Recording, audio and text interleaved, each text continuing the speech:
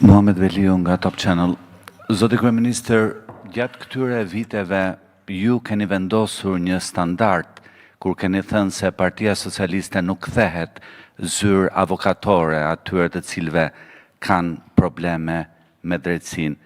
Çfarë ju bëri të ndryshoni nga ky qëndrim kur vjen fjala për zëvendës kryeministren Belinda Balluku dhe tashmë që antarët socialist në Këshillin e Mandateve kanë në dispozicion 16.000 faqe të cilat i ka dërguar bashkë me relacionin Spaku. A keni një bindje se janë të mjaftueshme këto prova për të realizuar kërkesën ju ka vënë Spaku në tavolinë? Faleminderit. Tani, më falë përgjigjem në pyetje.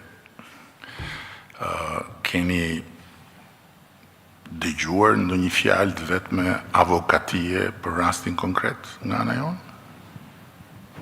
Pyetje kam të, nuk besoj. As unë dhe as kusht tjetër nuk ka hyrë në përmbajtjen e rastit. Por, ky rast ndryshon nga rastet e tjera sepse ka ardhur tek ne. Pra nuk është një rast në rrugën e pushtetit gjyqësor, të cilin, si shumë rastet tjera, pushteti gjyqësor, në këtë rast prokuroria, e ndjek pa pasur nevojë të ndaloj në derën tonë. Apo jo. Dhe kur rasti vjen në derën tonë, flas të pushtetit legislativ, atëherë pushteti legislativ duhet shprehet. Nuk është noter i prokurorisë. Këshilli i Mandateve nuk është një zyrë noterie, është një quasi gjykatë. Quhet. Dhe parlamenti nuk noterizon kërkesat që vinë. I merr, i shef. Dhe nuk do doja në fakt ta kishe përmendur ato 16.000 faqe me prova. Se ajo më provokon. Më ka provokuar që ditën e parë. Po t'isha unë në Këshillin e Mandateve, do t'i thosha atyre që erdhën, çoni, ikni dhe kthehuni me një dosje për Parlamentin e Shqipërisë, për deputetët. Nuk mund vini këtu me 16.000 faqe që i quheni prova. E dini ju që janë ato 16.000 faqe? Për kuriozitet, ju e dini që janë 16.000 faqe që janë aty? Nuk janë absolutisht produkti i hetimit. Se s'ka si t'jenë produkti i hetimit. Nuk ka si t'jenë produkti i hetimit. Janë 16.000 faqe ku janë futur brenda kontrata, studime, ndonë arkivi i ministrisë futur brenda. Futur brenda. E kemi bërë paktin bashkë, apo jo? Mirësjellja jote është garanci për ty që unë do t'i përgjigjem pyetjes tënde pas një hezitim. Mos më ndërhy se nuk jemi në miting këtu. 16.000 faqe janë një vandak me dokumenta zyrtar. Dhe kjo është afërmendsh. S'ka nevojë fare ta shohësh. USB-n e sjell nga prokuroria nuk e ka tërhequr asnjë deputet i Partisë Socialiste dhe nuk e ka tërhequr as ministria, avokati. Që t'jemi shumë të qartë. Për të mos krijuar asnjë shteg që pastaj të tjerë të thoni që janë nxjerrë këta ato. Kështu që nuk kemi të bëjmë këtu me ndryshim qëndrimi, këtu kemi të bëjmë me një qëndrim të duhur, shumë korrekt nga ana jonë, sepse rasti vjen në parlament. Dhe përpara se të vinë në parlament, rasti erdhi u fut në teritorin e pushtetit ekzekutiv brutalisht, me një kërkesë skandaloze për pezullim, e pandodhur në historinë e botës. Tani mund ta them me plot gojën, sepse e kemi kërkuar gjithandej. Nëse ka një të dytë, nuk ka ndodhur as në Europë, por nuk ka ndodhur në asnjë vend botës, që të mblidhen bashkë një prokuror dhe gjykatë dhe tonë pezullohet ky ministri se kështu kemi vendos ne. Kështu që erdhi aty një rast. Dhe duhet mbajti qëndrim patjetër. Mbajtëm qëndrim institucional, shkuam në gjykatën mbështetuese. Dhe për këtë në parlament do të mbajmë patjetër qëndrim. Nuk diskutohet. Por me që u bë pyetja e dytë për këtë, prap, dhe me që pyetja e tretë jam i bindur të jetë prap për këtë, flas për temën spaku. Shqipëria ka kaq shumë gjëra të tjera që ndodhin dhe që bëhen, në ndërkohë që po ju them disa gjëra që nuk i gjen në asnjë nga tenxheret politike dhe mediatike dhe që njerëzit nuk i dëgjojnë. Po ju them që Shqipëria është vendi më skandalos i gjithë komunitetit të Këshillit të Evropës. Nuk e them unë këtë. E thonë shifrat, të cilat kanë alarmuar Komisionin për parandalimin e torturës së Këshillit të Evropës. Dhe këtu nuk flasim për spakun, nuk flasim për gjithë sistemin tonë, për mënyrën si funksionon drejtësia jonë. I jemi në fund të listës me një diferencë nga tjerët për paraburgimin, pra për burgosjen e njerëzve pa gjyq. Dhe numri i njerëzve që gjenden sot në burg në Shqipëri, pa qenë akoma të dënuar, të cilët në kuptimin e Kushtetutës Republikës së Shqipërisë dhe të konventës europiane për të drejtat e njeriut, është më i madh se numri i atyre që janë në burg të dënuar. Pra këta janë të pafajshëm sipas Kushtetutës dhe sipas konventës së drejtave të njerëzit, por janë në burg. E dini ju sa janë këta? Nuk e dini. Sepse tenxheret fjalën burg, fjalën vjedhje, fjalën hajdut e kanë si kripën piperin edhe salcën në çdo lloj gjelle. Ne kemi 4.492 qytetarë në burget shqiptare. A e besoni dot ju që nga këta vetëm 1.895 janë të dënuar? Çfarë është kjo? Nuk po hy tek tjetra. Jemi vendi më skandalos i Këshillit të Evropës për nivelin e dënimeve. Jemi vetëm me Rusin mbrapa, por Rusia u përjashtua nga Këshilli i Evropës. Po nuk po hy te kjo. Po ju them që kemi 1.895 të dënuar, ndërkohë që kemi 4.492 të burgosur.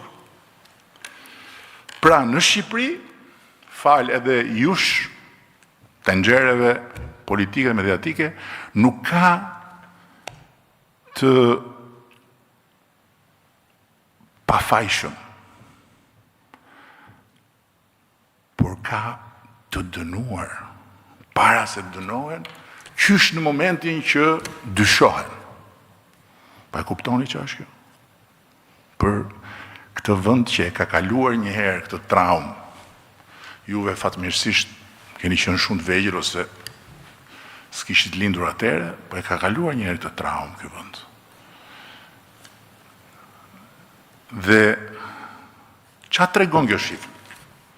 Kjo shifër tregon që në Shqipëri probabiliteti që ti të gjendesh në burg si i dyshuar është më i lartë se sa probabiliteti që ti të shkosh në burg si fajtor.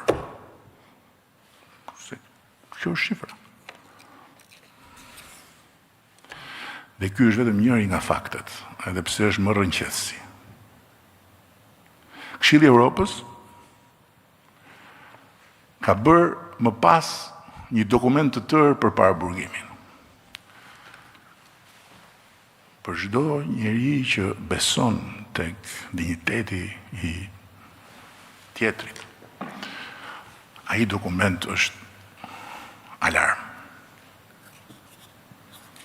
Sepse në fund të ditës, sensi i drejtësisë është që më mirë 100 të fajtor jashtë se sa një i pafajshëm brenda. Ky është sensi i drejtësisë demokratike. Nuk është që kap e fut njerëz brenda edhe shohim nesër a jeni as jeni fajtor. Çfarë ngelet atyre njerëzve që kalojnë në këtë kalvar të llahtarshëm? Dhe nuk po flasim fare herë për këta që janë në kalvarin e tenxhereve. Flasim për ata me cilët tenxheret s'merren fare. Njerëz të zakonshëm të këtij vendi. Kalojnë në atë kalvar dhe në fund fare ose nxirren se ju ikin të gjitha llojet e afateve të paraburgimit dhe janë shumë nga këta,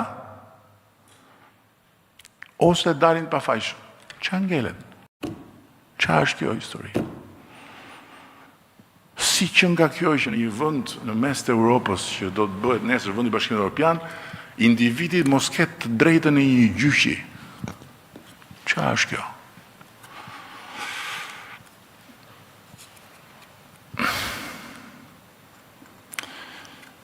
Dhe çfarë thot Këshilli i Evropës, nuk e them unë.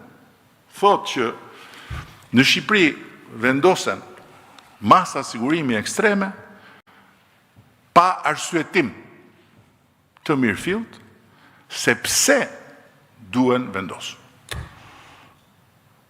Dhe përdoren rëndom, thot, shprehet përbën rrezik për prishje provash, përbën rrezik për ikje. Këto janë muhabete kot. Çdo lloj mase duhet argumentuar specifikisht. Nuk është automatike që me që Muhamet Veliu është shefi i sektorit, atëherë ky mund të intimidojë varësit e vet, se është shef. Jo. Duhet të thuash konkretisht për Muhamet Veliu. Çfarë provash ke ti, çfarë dyshimesh ke ti për këtë? Dhe nuk japin asnjë dhënë, fare zero, hiç. Pastaj vim tek graviteti i veprës. Dhe këtu do ta mbyll këtë përgjigje gjatë për ty, se do pres natyrisht përgjigjet e tjera. Por vim tek graviteti i veprës. Dhe dua t'ju jap prap pak shifra që janë, këto janë të vërteta, këto nuk janë, mund të ketë një pasaktësi, po janë të vërteta, nuk janë gjysmë të vërteta. Për t'ju treguar juve, atyre që janë të interesuar, se sa e gënjeshtërt, se sa e shëmtuar, se sa e lik është gjithë kjo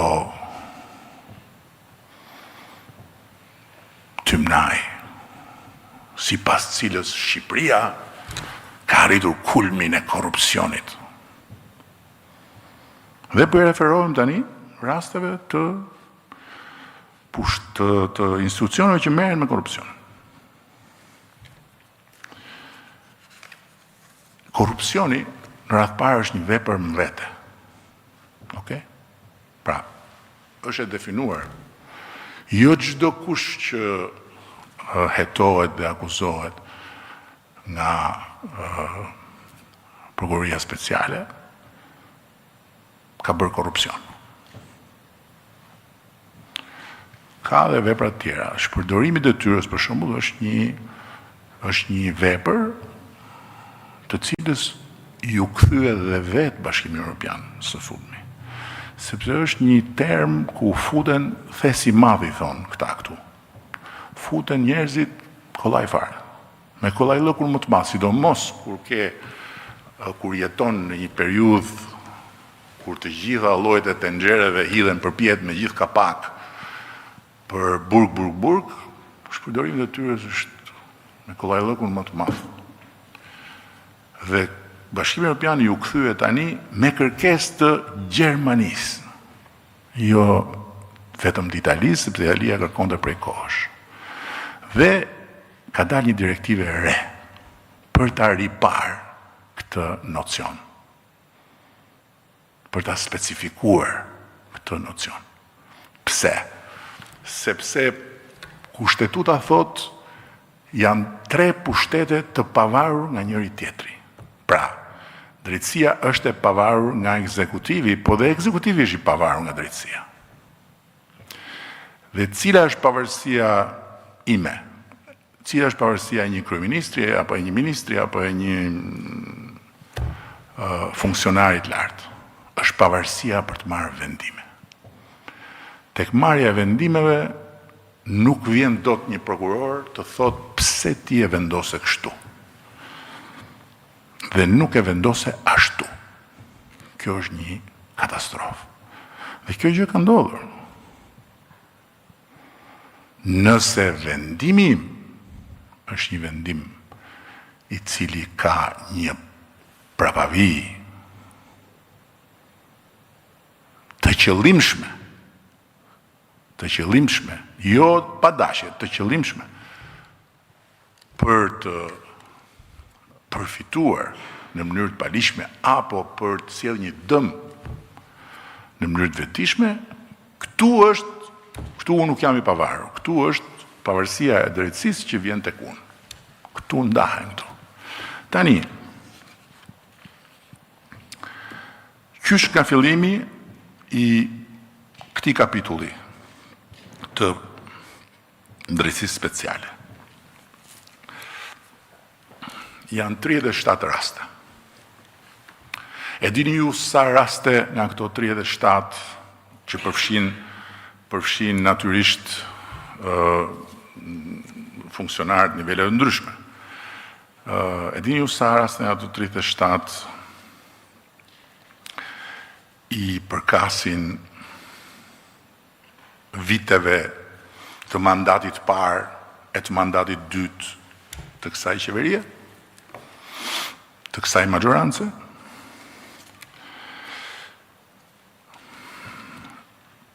Janë rreth 80%. Në ndërkohë që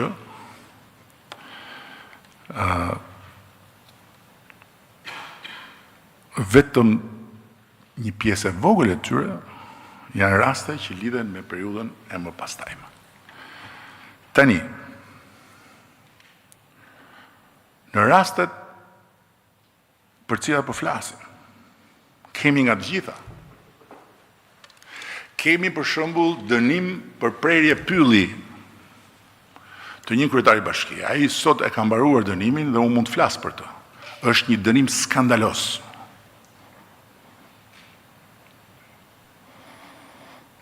Kryetari i bashkisë të Fusharzit ka hapur një rrugë për komunitetin ku janë prerë disa pemë, nuk e di numrin e tyre. ka bërë burg për prerje pemësh. Jo se të presësh pemë nuk është krim, por pa ju lodhur me detaje, rasti është turp.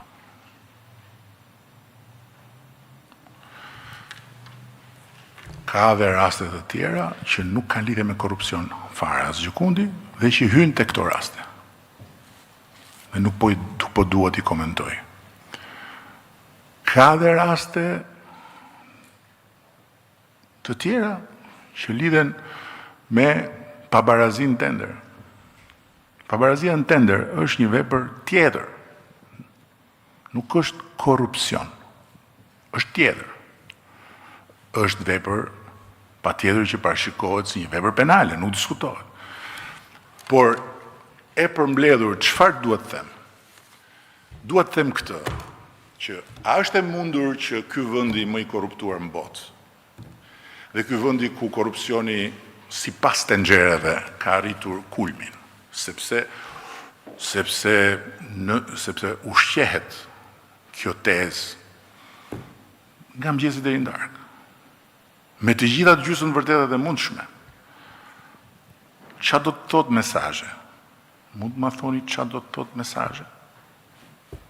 Që kur mesazhet janë prova. Që kur mesazhet janë prova. Dhe që kur mesazhet janë ushqim për mediat. Dhe që kur bi bazë mesazhesh bëhen gjyqe, si në kohën e gjuetive të shtrigave që ngrihej tura druve, se ky i tha atij ashtu dhe ai i tha atij tjetrit ashtu. Që kur? Patjetër që mesazhet dhe çdo gjë tjetër që lidhet me kush tha çfarë tha janë pjesë e një procesi, nuk diskutohet, nuk përjashtoj unë këtë. Por parafytyroni vetëm kaq. Ç'a ndodh dhe sa përgjegjësi ka secili nga pjesëmarrësit në këto gjyqe dhe shtrigave kur dikush dali i pafajshëm. Për çaj duhet më pafajësia atij njeriu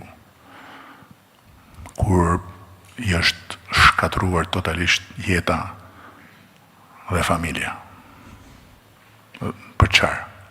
Kush ja kthen atij njeriu mbrapsh jetën?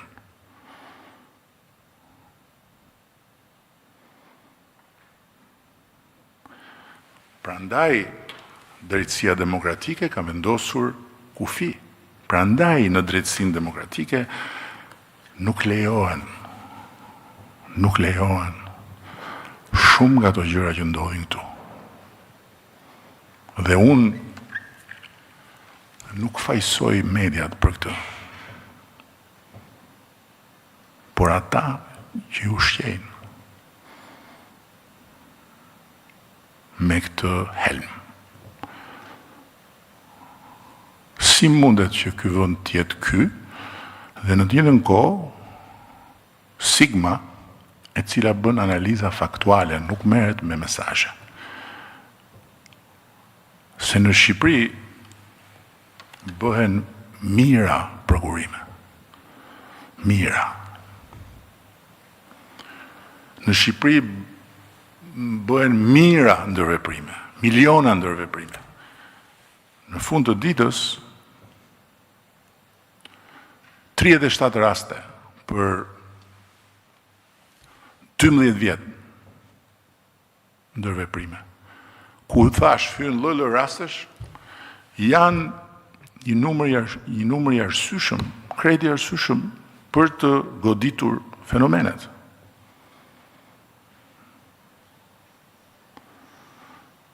Ndërkohë që deri tani kemi një numër të dënuarish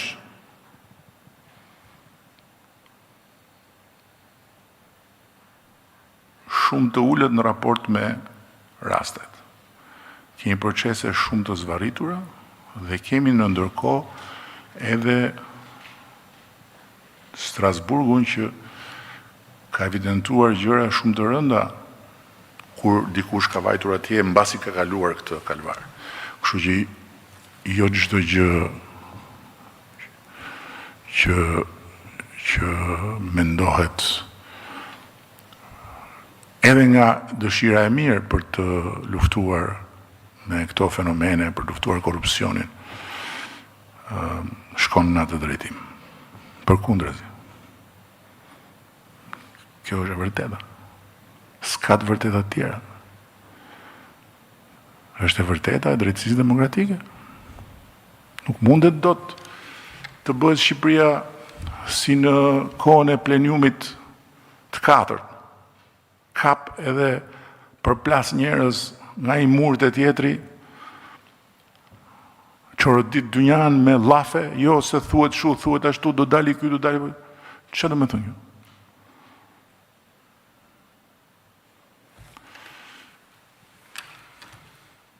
Bëj bashk në një pyetje, gjitha pyetjet që kisha. Zoti Rama, a e konsideroni ju SPAK-un opozitën tuaj të vërtet, opozitën tuaj reale? Dhe kur folët disa javë më parë për një reflektim serioz mbi kufit mes pushteteve, a kishit parasysh që gjatë vitit të ardhshëm, kur mbushen dhe 10 vjet nga miratimi i reformës në drejtësi, mund të ketë një ndërhyrje në ligjet kryesore, në arkitekturën e drejtësisë së re? Dhe duke folur për opozitën, nga janari do të fillojnë protestat e përditshme poshtë zyrës tuaj. Demokratët do të kërkojnë ndërheqjen tuaj, zotë kryeministër. Do t'i merrin konsiderat këto kërkesa? Faleminderit. Tani spekulove se bërë shumë pyetje brenda pyetjes. Tani me që fjalën dhe kryefjalën dhe kallëzuesin dhe kundrinorin ju e keni spak. Dhe duke folur për vitin e Shqipërisë, pyetjen e parë ju e keni për SPAK-un. Unë do t'ju përgjigjem natyrisht, nuk dhe shmangim as i pyetje. Por duhet ju them këtë.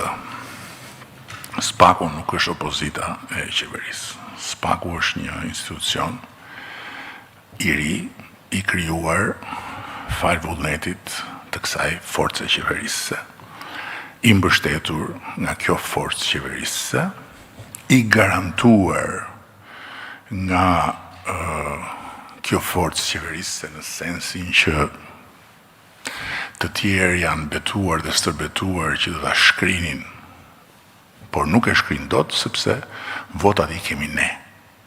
Në këtë sens i garantuar. Dhe është një institucion i cili bën punën e vet, si të gjitha institucionet e tjera. Kështu që nuk është opozitë e qeverisë. Por depresioni i thellë në cilin ndohet opozita e qeverisë, që është opozita politike, bën që puna e SPAK-ut të jetë vetmja pikë referimi e opozitës depresive për të goditur qeverinë. Dhe natyrisht të 700 tenxheret politike dhe mediatike, produktin e gjithë këtij procesi, e marrin edhe e zihen dhe gatuajnë 700 lloj gjellërash të ndryshme, duke bërë diçka që nuk ndodh në Shqipëri për herë të parë, ka ndodhur në vende të tjera sa duash, duke shfrytzuar gjysmë të vërteta për të prodhuar një tym të jashtëzakonshëm që djeg syt e publikut, që shurdhon publikun me presionin e vetë dhe që dizinformon publikun thellësisht. Prandaj thonë që gjysmë e vërteta është edhe gënjeshtra më e madhe, sepse që ne jemi këtu bashkë, kjo është e vërtet, apo jo? Dhe një lajm sipas cilit kur kamerat u fikën, unë bëra një sherr shumë të madh me ty, bëhet pjesë e të vërtetës që ne ishim bashkë, apo jo?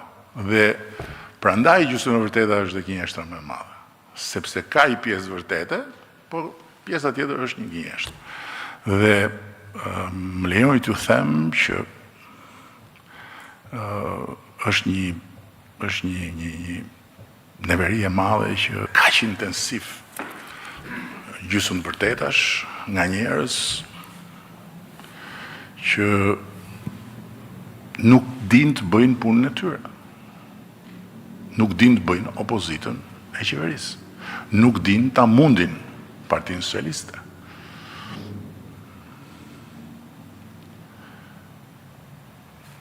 Kështu e shohun këtë gjë. Dhe askush nuk përpiqet të bëj asnjë analizë lidhur me cila është e vërteta në të gjithë punën e SPAK-ut, pse pikërisht se e vërteta është krejt ndryshe nga kjo që thuhet SPAK-u nuk është opozita e qeverisë, dhe cilat janë anët pozitive dhe anët negative të punës së SPAK-ut, si të gjitha institucionet të tjera, përfshirë dhe qeverinë. Asnjë nuk e bën këtë analizë. Gjë që sjell pastaj një çoroditje shumë madhe të opinionit publik. Kjo është përgjigjja ime, nuk kam përgjigje. Për sa i përket pastaj protestave që do bëhen poshtë penxherës tu, i kemi ndarë punët prej shumë vitesh, me sa kuptoj unë. Unë në zyrë dhe Partia Socialiste në qeveri dhe të tjerët poshtë penxherës time në rrugë. Kjo është zgjedhja e tyre, s'kam unë asnjë problem me këtë. Siç e pat në lirit njerëzore, Shqipëria është në një vend goxha dinjitos në klasifikimin e përgjithshëm, dhe kjo është pjesë e lirive. Çfarë problemi kam unë me këtë?